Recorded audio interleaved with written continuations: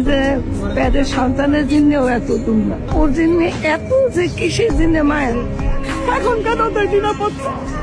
আপনারা জাতির কাছে আমার একটা প্রশ্ন মারা গেলে ভুল দেয় কিন্তু মারার আগে তার জন্য কিছু করা দরকার ছিল না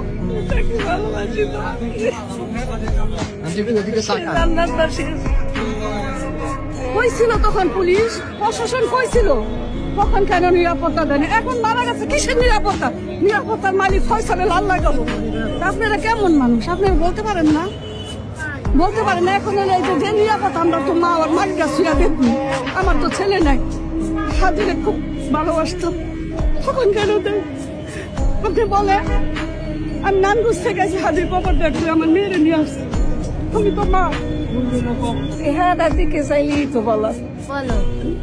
মায়ের সাথে আর কি সুন্দর মলিনাকার না বলিতে দিতে আছে এরকম তো নিজে প্যাদের সন্তানের জন্যও এত তোমরা ওর জন্য এত যে কিসের জন্য মায়ের ওর কথা মনে উঠলে ওর ছবি দেখলে বক্তৃতাটা দেখলে নামাজ পড়লে কি ওনার জন্য মন থেকে দোয়া আসছে কি একটু যদি বলতেন আমরা তো নামাজ পড়ে প্রত্যেক বেলায়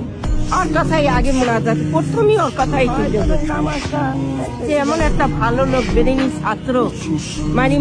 মানুষকে চিনে না বুঝে না দেশ বুঝে না আমাদের বাংলাদেশ সোনার টুকরা হারায় ওনার মতো ছেলে যদি বেঁচে থাকতো দেশটা যে কত উন্নত হতো কিন্তু মানুষ বুঝে না তো সবাই লোভী অর্থ সম্পদের পিছে করে কিন্তু